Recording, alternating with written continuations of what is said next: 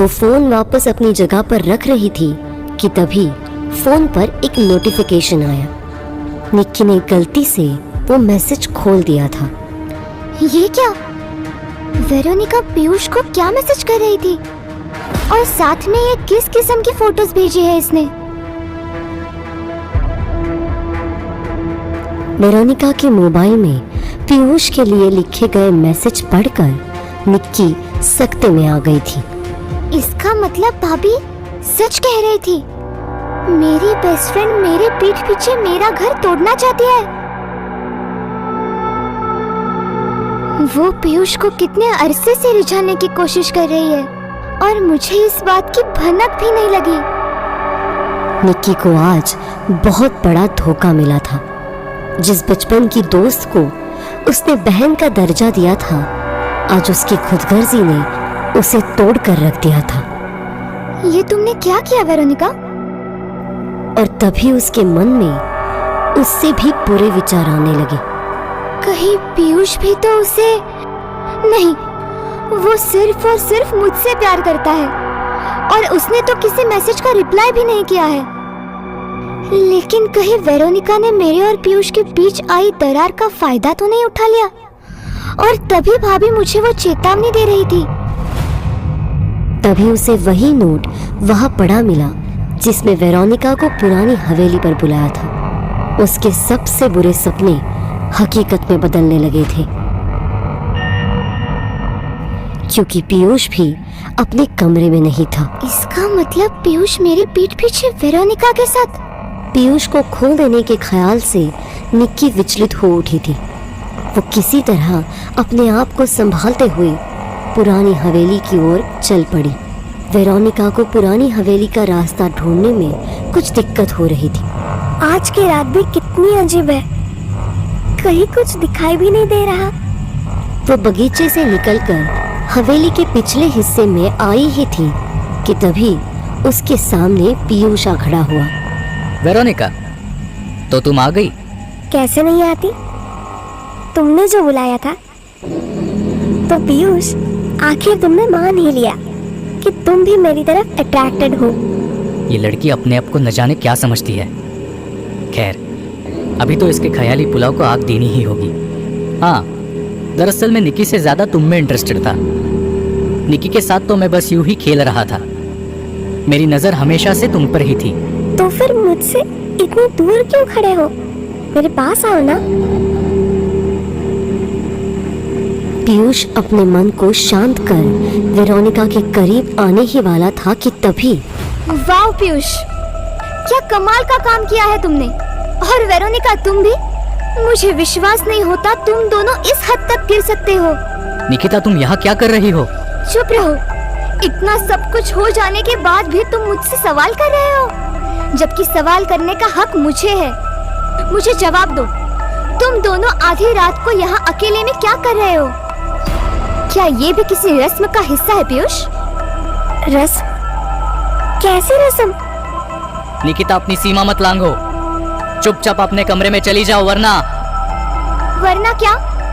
मार डालोगे ना मुझे? तो मार दो, अब मुझे कोई फर्क नहीं पड़ता। आखिर में जीकर भी क्या करूंगी?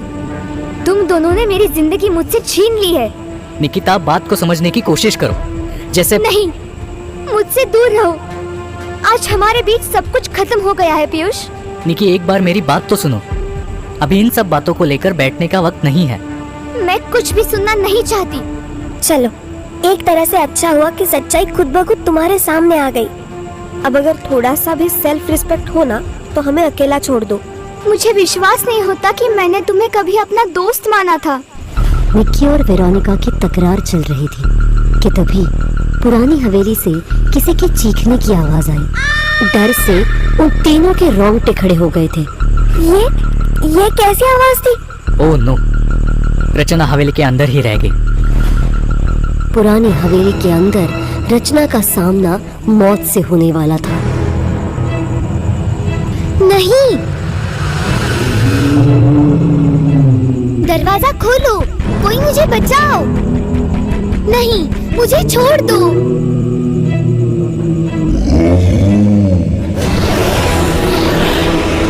नहीं,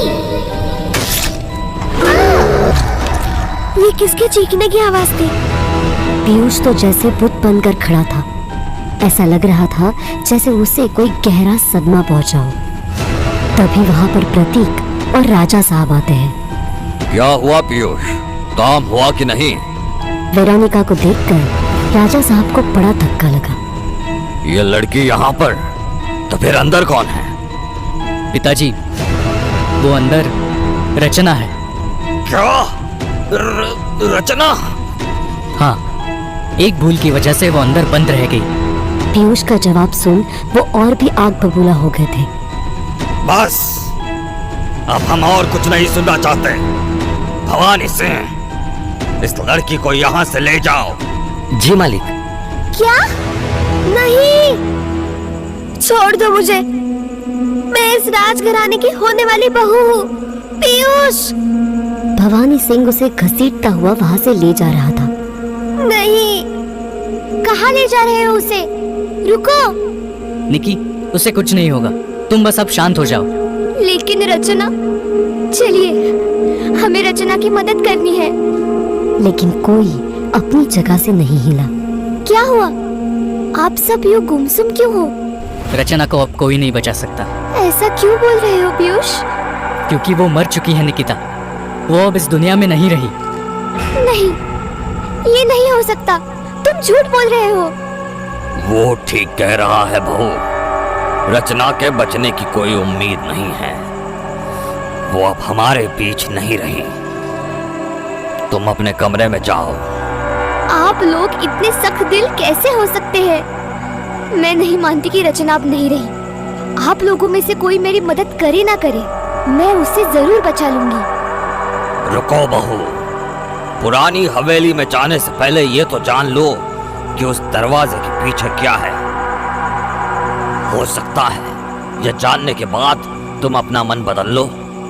हरगिज नहीं, इस दरवाजे के पीछे ऐसा कुछ भी नहीं है जिससे मेरा मन बदल जाए। मैं रचना को बचा कर रहूंगी। निक्की धीरे धीरे हवेली के नजदीक जा रही थी। उसने तय कर लिया था कि वो रचना को बचा कर ही दम लेगी। पिताजी, रोकिए उसे।